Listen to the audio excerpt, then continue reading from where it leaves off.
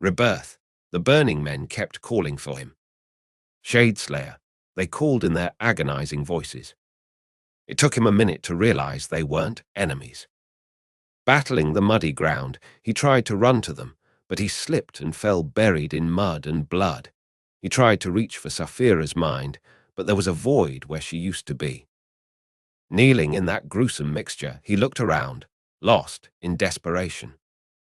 There was no one there with him. Eragon was all alone.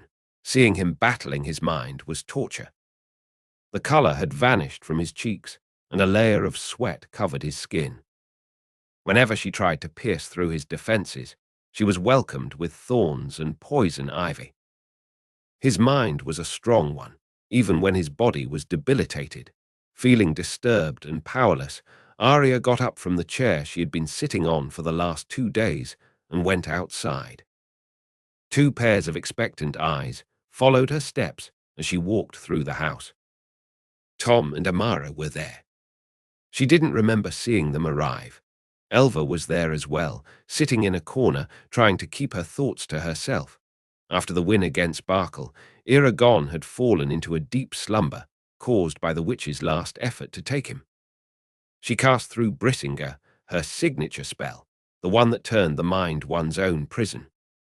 Eragon was stuck in his nightmares, the ones that haunted him for the past 20 years.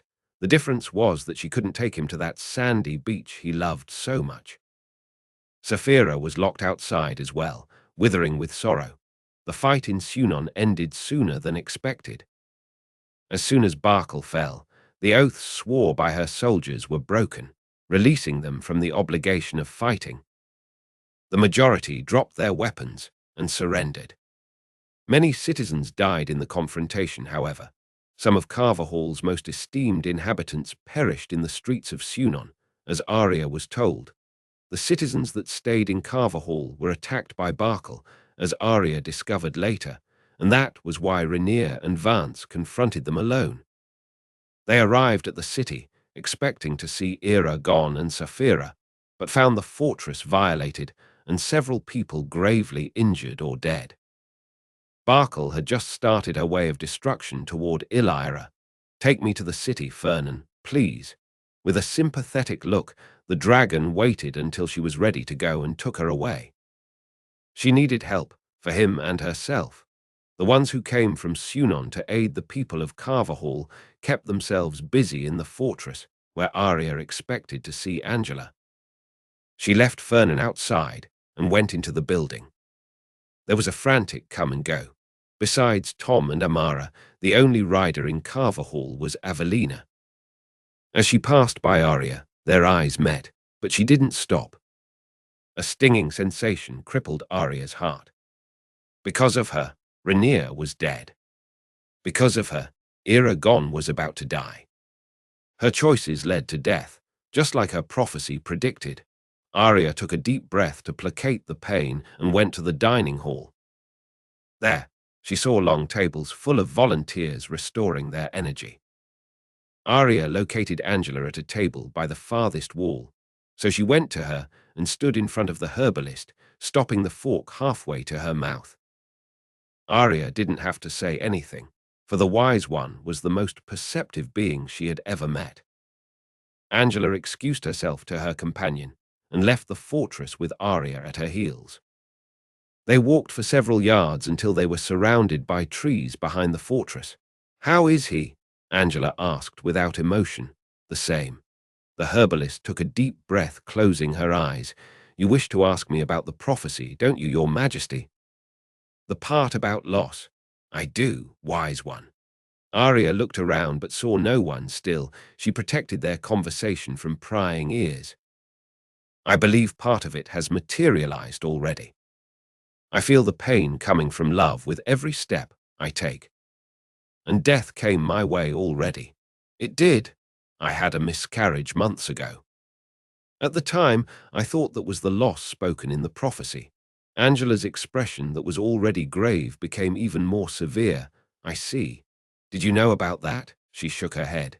"I can't claim I didn't suspect something like that could happen, but no, I didn't know." Arya swallowed painfully, "And now I'm about to lose again." Did I read it wrong? Arya sighed. What was she doing? Angela had nothing to do with her loss or her relationship. She had only read the dragon bones, not created Arya's whole destiny. It was silly to think she could help ease her concerns. I guess. Arya hesitated, digging her nails into her palms. What I am trying to ask you is if there's more than one interpretation to the prophecy. I mean, I know it's subjective since the future is not set for it changes by our choices, but what if it happens more than once? Angela did what Arya would never expect. First, she grabbed Arya's hands in hers. Then she smiled with sympathy and said, "You lost and lost again over your entire life. If you wish to know if you will lose him as well, all I can say is I don't know. Sincerely. But he is worth the effort to keep him alive. Just don't tell him I said that if he wakes up." Arya thought about those words, "He is worth it," and remembered the prophecy love will always mean pain. Was her love for him worth the pain of losing a child? She would never sacrifice a child on behalf of her feelings toward someone. But again, that child would never exist if she didn't love him. Oh, and she loved him. It was easy now to navigate that feeling, to bathe in her love for him, even if they were separated. It was what kept her fighting for a better future, most of the days when the world seemed against her. The only thought in her mind was that she had to keep the peace and achieve her freedom so she could be with him forever. If loving meant losing, then she would have to endure. And how afraid she was of losing him. She smiled back, a sad smile, and nodded. I know. I just wasn't expecting this much pain. Her left hand let go of Angela's and landed on her flat stomach. Her fingers caressed the soft cloth of her tunic for an instant before retreating to her side. Angela's eyes were beaming with surprise when she stared back at Arya's face. The wise one was not all-knowing after all. You don't say. Arya's sad smile came back and again she nodded. Does he know? No, not yet. I just found out myself. I claim for your discretion, wise one. Angela put her palms on her chest and bowed. You have my word. Arya paced around, turning her back to Angela. Things between us got more complicated these last weeks. We fought, separated, and I doubted the future I promised I would give him. But when I felt life growing in me again, even so young, I regained perspective. And now, I don't know if he will be alive to fulfill his role in that scenario I envisioned for us. How human of me is to wish something I do not know I can have. The herbalist let out an emotionless laugh. Very. It's the company you keep that spoiled you. I keep thinking where I did wrong the first time. In fact, I know where. I acted carelessly. I flew, I fought, I trained. I didn't pay attention to my body. It was all my fault I lost our baby and almost lost this one.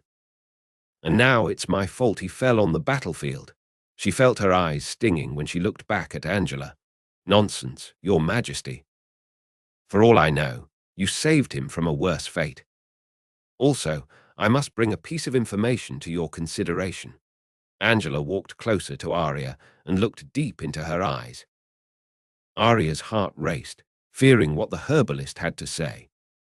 You and he are not equals. Producing a healthy child would be a lucky shot. She threw her hands in the air. Producing any healthy child is already a lucky shot, not only a half-breed. It wasn't your fault. Arya's head was spinning. She had heard about stories regarding hybrid children of before. Those stories were told quietly in secret and sworn to be true. Now she doubted everything she knew about that kind of forbidden love. So, you say this one won't? I heard stories. Angela shook her head furiously, her curls dancing around her face. That's not what I meant. I'm simply preparing you for future heartbreak if it happens. It will be difficult, but as you know, it's possible. Some of those stories you heard are true. Besides, as you question me already knowing the answer, the pain for you is the consequence of loving. It will last until you stop loving. Arya smiled humorously. For all eternity, you mean? Angela raised her hands again, laughing humorously. Your words, not mine. Not mine, Your Majesty. We'll go check on him again. Arya knew there was nothing that Angela's concoctions and bandages could do to his mind, but she had to keep giving it a try. She wasn't a believer of deities, but she believed in the power of wanting. She wanted him to recover, so he had to. Angela agreed with a quick nod. Vernon came to pick her up and take her back to the farmhouse. Lord Dane walked on the streets of his town 2 days after the battle. Most of the debris had been cleaned, and life started to regain some kind of normality. He stopped in front of the tavern that had heavy curtains covering the windows and entered. Behind the counter, the old tavern keeper arranged his belongings in bags. What can I do for you, my lord? I came to see about Essie, sir. He felt a lump in his throat as the words were forced out, and show my gratitude. Your daughter saved my wife. The old man had a tear dangling on his eyelid as he shook his head.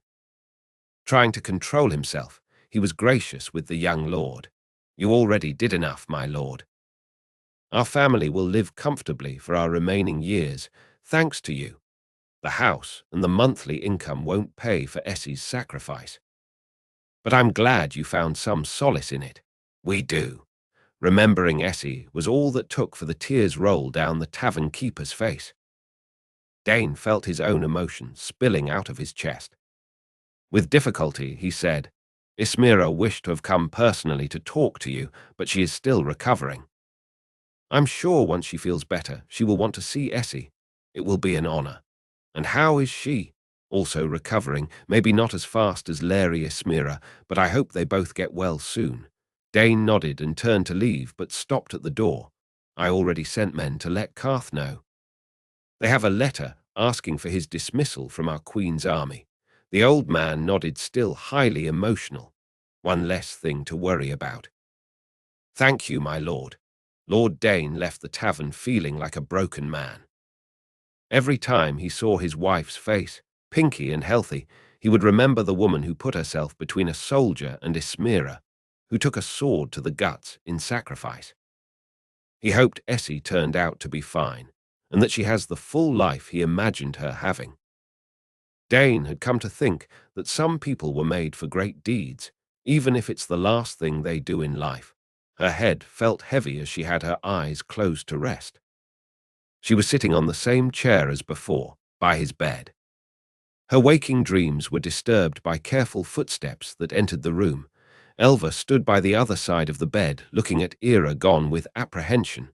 How is he? Enduring. Elva looked at her hands that grabbed a roll of parchment with more force than advised. She seemed to be looking for words, but the pain and emotion emanating in the room made it hard for her to do so. Arya decided to start. I feel guilty.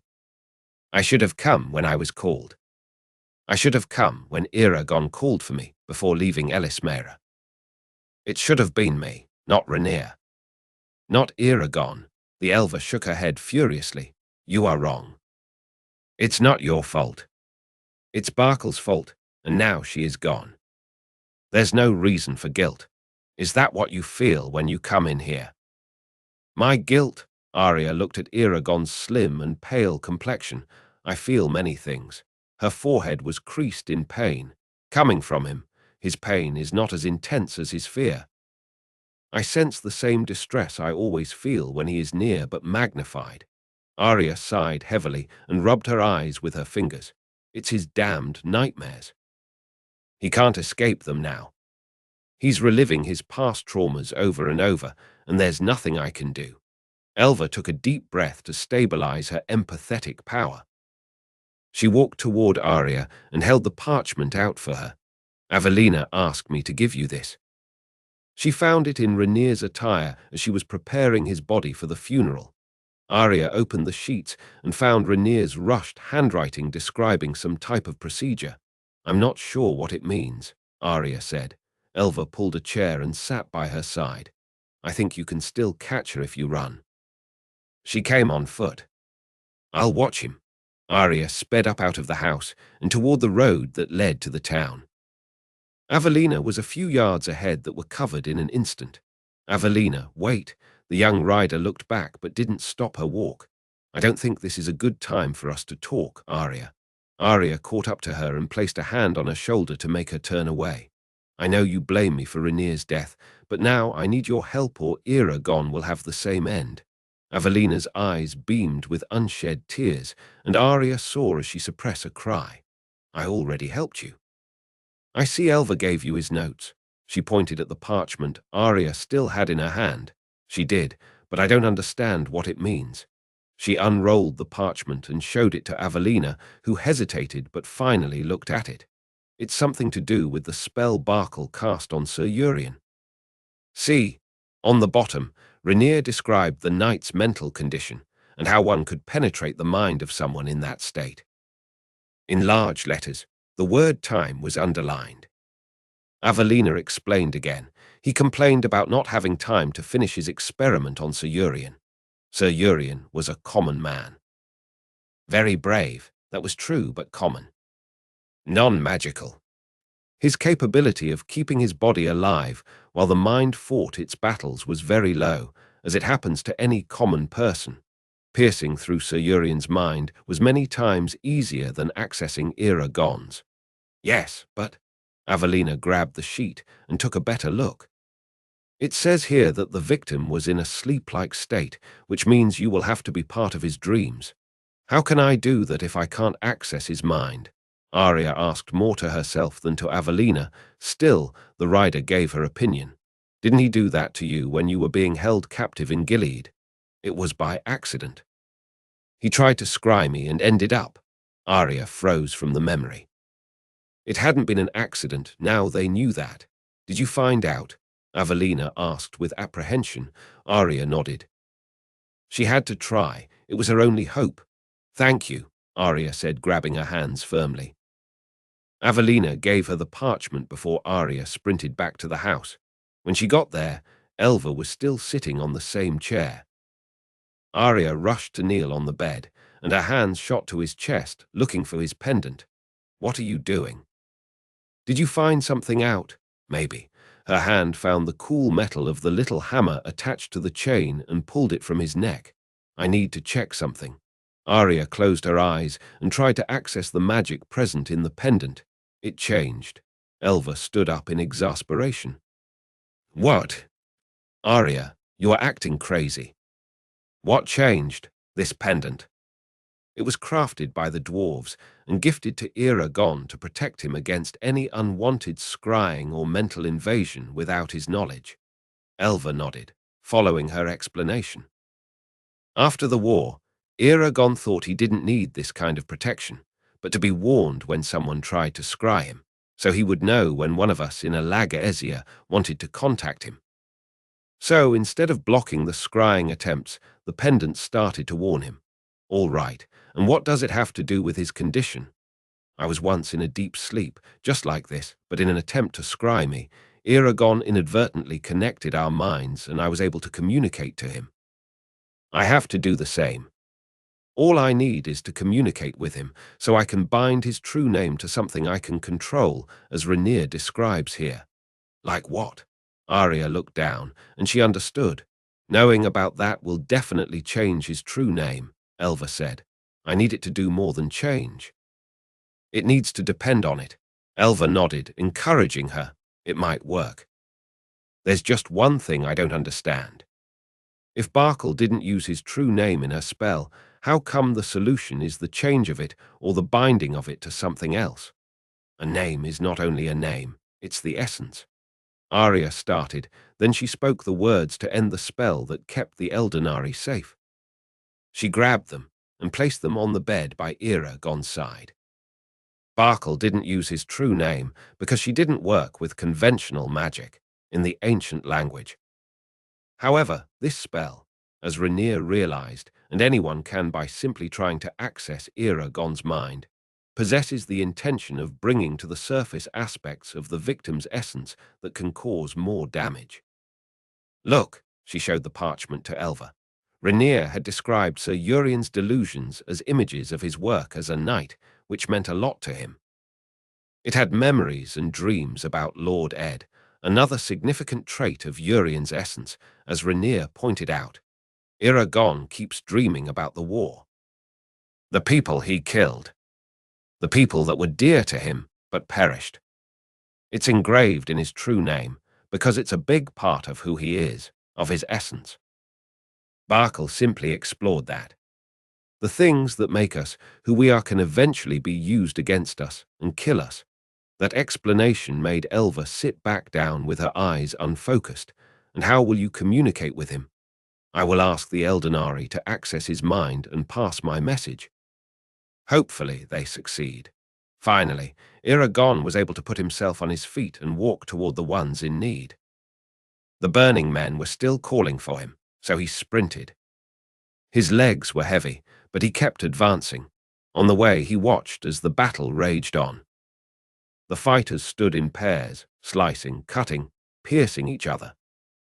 At one point, an enemy soldier, wearing Galbatorix's colors, advanced on him.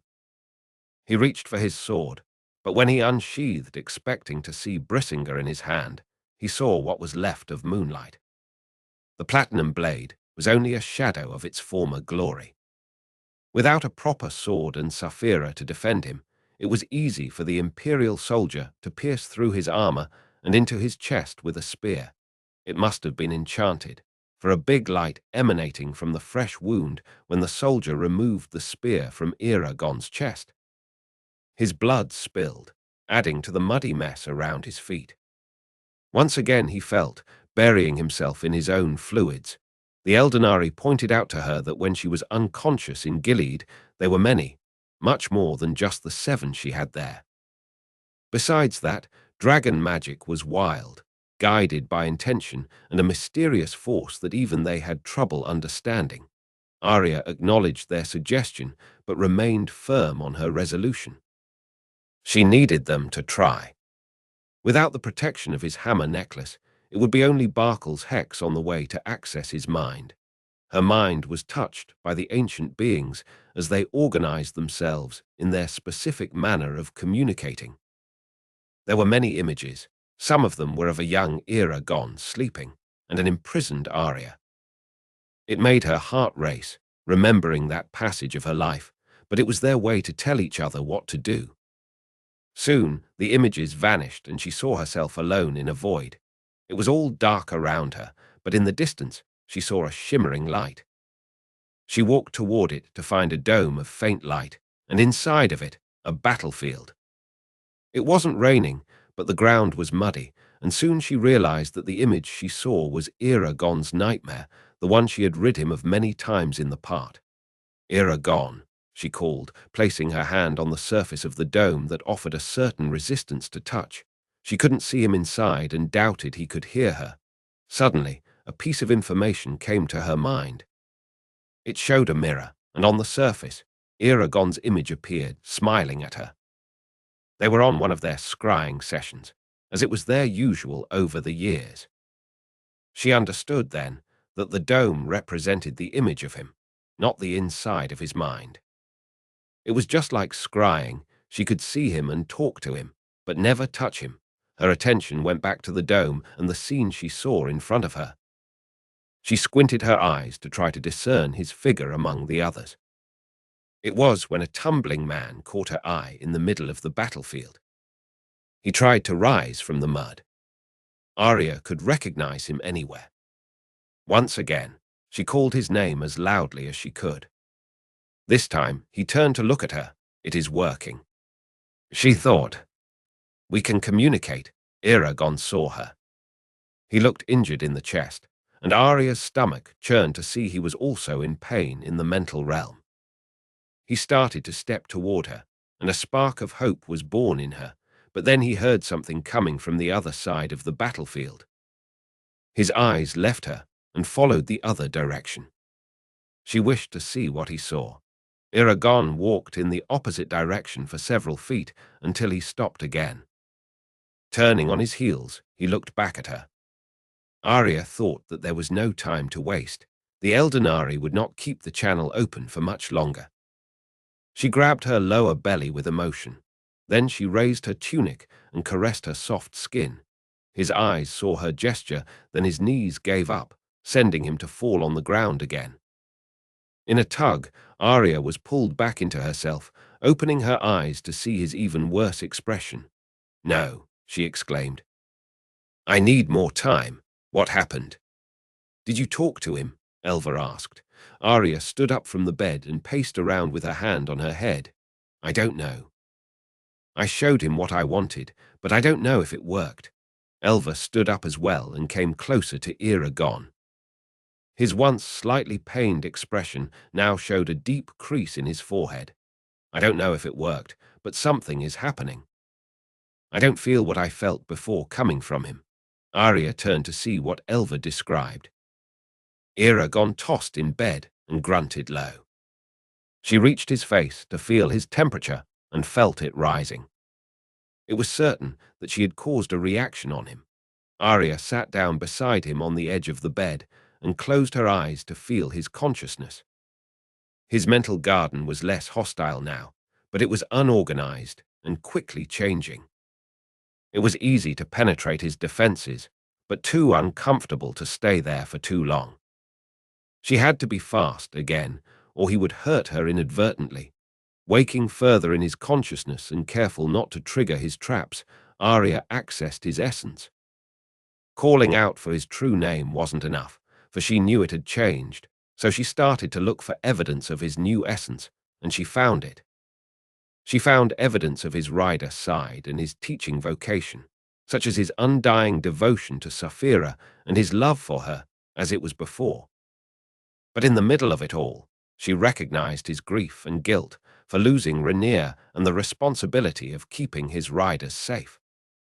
That was new. After that, Arya uncovered the effect Barkle had on him, how she managed to hurt him with his memories, how it pained him to access that all over again. Right beside that, she saw redemption, hope for a new future. When he saw her holding her belly, another sense of responsibility emerged in his essence, the one of a father. He was a new man because of that. In possession of all that knowledge, Arya worked on a spell. She bound his essence to his will to see his child be born, and without words, she wished for him to have a new purpose, one that would make him wake up to fulfill it. Her intention was so strong that she felt the garden changing again, making it impossible for her to stand there. Her mind felt great pressure, and as the energy used in the spell left her being to his, she was cast out. When she came to herself, she saw his eyes looking directly at hers as his hand grabbed her wrist. It lasted a few seconds, then he relaxed and let go of her before getting back to sleep.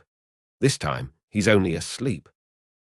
"You can see for yourself," Elva said, panting and sweating as she had run to town back and forth. Arya didn't need to see for herself. She knew when he was safe in his waking dreams. The only thing she did was to cast the image of that sandy beach inside his mind he loved. Eragon perceived two things when he woke up. First was the noise, the hushed sound of low voices in the living room. The second thing was a tenderness on his chest. He opened his eyes and noticed his wound was not completely healed yet, tinging the bandages in pink. It was weird because he remembered healing all wounds on the battlefield. It hurt when he pressed on it, so he figured the magic was still working its effects on him. He sighed. "Let's give it time. Time will definitely take care of it." Eragon. Saphira called. She was near, and he perceived that she took a steep turn in her flight to get to him as soon as possible. "Saphira," he said with relief after being trapped in his mind for too long, "how are you feeling?" "Don't get out of bed yet." "I will call Arya. I'm fine. I need to stretch my legs." "Where are you?" "I went flying for a bit to get the blood running after Arya brought you back yesterday. But I'm coming back to you now. There's no rush. Finish your flight in peace. I'm coming all right. I miss you, Saphira, and I miss you, little one. Wait for me." He threw his blankets to the side and realized he was wearing his favorite pair of sleeping pants that he packed to Elismera, then to Carver Hall.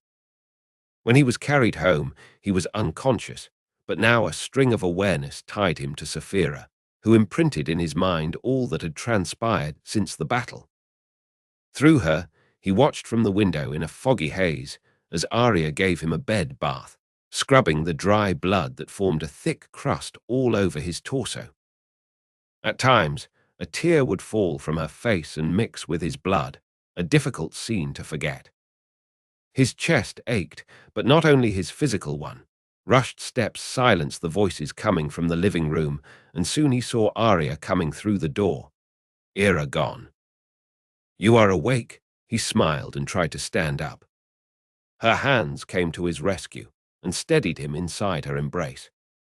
She enlaced his body with firmness, and he buried his face in her hair and breathed in the familiar scent of crushed pine needles. "My queen." He moved back in her arms and lifted his hands to cup her face. Her eyes were beaming with emotion. "You need to get back to bed, you're too weak." Her hands guided him to sit. If the voices were hushed once, when the visitors heard their voice, it became completely quiet. By the time he sat back on the bed, one of the visitors had already entered the room and launched herself to give Eragon an excruciating hug. "Arg," he gasped, and the other one let go of him immediately. Then Eragon recognized the person to be Avelina, who had a guilty look on her face. "I'm so sorry." "Did I hurt you?" Eragon spared her a tired smile. "No more than before." "Don't worry. If anyone should be guilty, was him. Rainier was killed without he even had time to get to him. Avelina, I'm so." She put a hand on his face and smiled sadly. Then she shook her head to let him know it wasn't time for that yet. His eyes went through the room, and he saw other familiar faces coming into the space that was Roran and Katrina's room, all looking at him with caution. For some reason, the expectation of seeing Rainier there as well passed through his mind. "It's a surprise to see you all here," he commented, feeling embarrassed by all the eyes focusing solely on him. "We could say the same about you, Master," Tom said with humor, which made the others look at him in reprehension. "What? It's true. Queen Arya had to pull you out from death's arms, you know." Eragon laughed at Tom's lack of social awareness, and the room little by little relaxed. "I know. I was there." He came close to his master and greeted him, careful not to hurt his wound again. The others came closer too, patted him on the back of holding his forearm.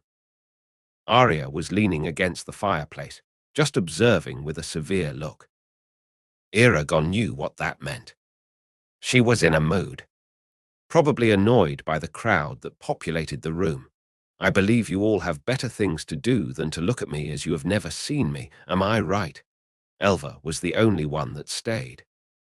She went to the kitchen after throwing him an amused look. Eragon was puzzled by that reaction. Arya adjusted the pillows behind his back and lay down to rest. He closed his eyes for an instant, and soon was awakened by Saphira and Fernan's landing on the front yard. He opened his eyes to see as they tried to peek inside the house through the small window. "Little one." "Hello, Saphira," he smiled fondly. "Fernan. Good to see you." "It's good to see you, Eragon." You have no idea how much. His heart was full of tenderness toward them, who looked at him as their most precious possession. He did not know what to say, so he just stared. Arya was organizing her clothes. For a moment, he thought she was packing, folding it all to put inside her bag and leave him now that he was fine. But after a moment of panic, he noticed she was moving in the other direction. Arya was putting her things inside the dresser, preparing to stay. She had a cold expression, and Eragon thought that if she wasn't leaving, then the first step was taking the path of forgiveness.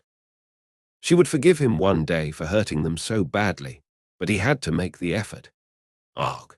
He gasped louder than when Avelina hugged him and felt out of breath.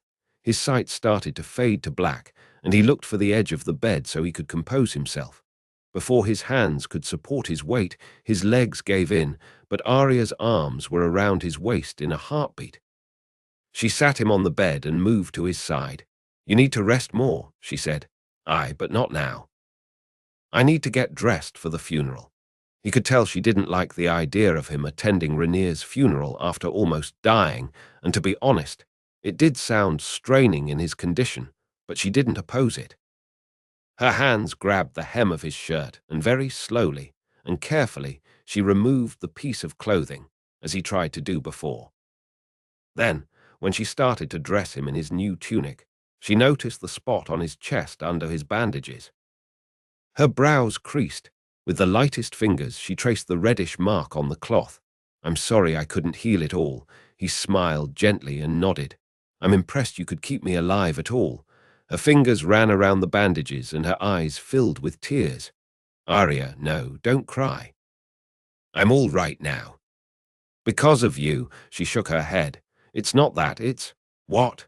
He raised his hand to turn her chin and make her look at him. "You can tell me, Rainier and Vance. It was all my fault. And I don't know how can you ever forgive me." Eragon's mouth gaped a little to hear her admitting such responsibility that in his opinion she didn't have. "It's not your fault, you hear me? It is. I let him fight her alone. It should be me fighting Barkle, not him. Please forgive me. I don't understand. Why are you saying you should be the one fighting her?" Arya stood up and walked to the window so she would face away when speaking. "I got your call to join the battle in Carver Hall, but I delayed my departure for personal matters. I should have come when you called. I didn't call for you. It was a surprise to see you here. A very good and providential surprise, I must say. I should have called. I don't why I didn't." Arya turned to him, narrowing her brows. "You didn't." He shook his head and went to stand by her with a certain difficulty. "Then who did? I don't know, Avelina, or even Rainier. It doesn't matter now. It does, Eragon. You don't understand. If I were here with you, Rainier would be in Sunon, fighting the easier battle, the one suited for new riders, not here, where he lost his life. I should be the one by your side, not him. I made a mistake, seeing he wouldn't succeed in convincing her that she didn't need to be forgiven because it wasn't her fault. He decided to grant her wish just to stop her trail of self-loathing. I forgive you. You did not know what you were doing. Now let us leave it all behind us, shall we?" She shook her head vehemently. "You don't understand. Rainier or Avelina called for me, and I didn't help him. I knew what I was doing, and I did it anyway. Why did you?" Eragon almost regretted asking that, for he watched as her eyes panicked as the answer was too hard to be given. "I chose to bring Deathada to justice, even though I knew it will never happen. On some level, I think I was trying to hurt you." Her chest went up and down in an attempt to suppress a desperate cry. Eragon knew she had a hard time confessing that or even getting to that conclusion in the first place. He had hurt her by ending their relationship after she had lowered her guard and devoted herself to him. Their love was still new, but he had put it to the test that most relationships won't survive. Her reaction was natural in his opinion. It hurt, but it was understandable. He grabbed her strongly and forced her into an embrace, which was enough to leave him breathless from the pain in his chest, but he didn't care. If she was reluctant and fought him, it was clear she didn't want his compassion, but he was willing to give it to her anyway. Stop fighting. Stop fighting. You'll hurt us both." Between sobs, she finally let herself be held, and he suspected it was more for his sake than hers. "You've asked for forgiveness, have you not? So why are refusing to accept it?" I don't deserve your forgiveness," she cried relentlessly, something he had a hard time watching. "Yes, you do. You do, Arya. Listen to me." He held her face between his hands. "I forgive you. Completely. And I'm sure Rainier would too. He built the treehouse with me, just we could be together. He understood, Arya. You must as well." Tears fell out of her eyes as she shook her head to answer him. "That was before I failed you and him and Vance. He admired you. They both did." He caressed her face. "He forgives you, my love. You're forgiven." Arya rested her head on his shoulder and let herself be comforted. Eragon was in pieces, for he had never imagined losing Rainier and Vance. They were too young, and the potential they had. With each day, he was more sure that he had made the right choice of preparing the pair to lead the Order one day, and now he was left with nothing. Feeling that Arya cried quietly on his shoulder, Eragon couldn't help himself and shed his own tears, watching the field where his friends perished so quickly. "I almost lost you," she whispered, still facing away on his shoulder. "But you didn't. I'm here. Too skinny for my taste, but alive, for both of our tastes." She smiled faintly when she looked back at him, "Which reminds me that you have to eat. May I bring you something before we leave?" He smiled softly, perceiving for the first time how hungry he felt. Sure. Rainier's birthplace was miles away from Carver Hall. Taking his body, there wouldn't be a great sacrifice, for any dragon could carry his weight easily, so the reason for burying him in Carver Hall was another. Avelina claimed he had become a Palancar Valley citizen when he was sent to work there. It was true. Eragon could perceive his mannerisms and way of speaking, all very similar to his own and the people he once left behind. Rainier had become part of a people he once despised. He had come a long way. Vance, on the other hand, wouldn't be buried. While Eragon slept, the other dragons gathered around him to mourn his loss and to make a pyre. It was said to burn for a day and a night. Saphira took him to Roran's fortress, where behind it the ground had been prepared for the burial under an old tree. Eragon got out of her back with extreme care until Arya came to help him get down. He approached the others, who looked at Rainier's body laid on a wooden bed near the grave. He had been magically preserved and had flowers all around him. His silver hair seemed even shinier under the faint daylight. Eragon rested his hand over Rainier's and felt it cold as ice. His heart clenched. "Come, sit here." Arya guided him to a chair while the others were standing. It was a small crow composed by the 5 riders, Angela, Solimbum, and Elva. The dragons formed a circle around them so they could have a private ceremony. Avelina started to speak, and Eragon was impressed by her strength. She spoke of the things she came to know about Rainier, things not everyone knew.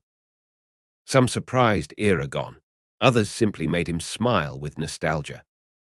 Rainier was his first real challenge as a teacher and his biggest success. And that was what he said when it was his time to speak. A few words came out of his mouth before tears tinged his face and he couldn't speak anymore. Another one took his place, and then another, until the little group had all paid their respects to their fallen brother. Arya went last. She came close to Rainier's body and spoke as she was talking directly to him. Eragon could hear her perfectly, but wished he didn't, for her words made him cry even more. She felt sorry for his demise. She was so sorry that the words formed a lump in her throat. Arya apologized for not being there sooner, for being negligent. Eragon would never hold that against her, but suspected Avelina did, by the way she shook her head, tears falling from her eyes. There was an open wound between them, one that would take a toll on them all for a long time. Then Arya thanked him for showing her the way to bring Eragon back. It was his work with true names that allowed her to save Eragon, and without that he would be lying down next to Rainier, waiting to be buried as well. Then Avelina handed him Brisinga. Her hand trembled when she grabbed the sheathed blade and extended it to Eragon. Brisinga was on the level of his eyes as he sat there. The sword that he had helped craft with his own hands, the one he gave away to the rider he expected to be their leader one day. At that moment, the sword that had saved his life many times and also almost killed him came back to his hands. He took it from Avelina and laid it on his lap, then he unsheathed it. Running his index finger throughout its extension, from the sapphire to the sharp tip, he knew the sword had been his all along. Rainier made wonderful use of it. He was the one who discovered its essence, but in the end, Brisinga was Eragon's. But he wished he had never gotten that sword back.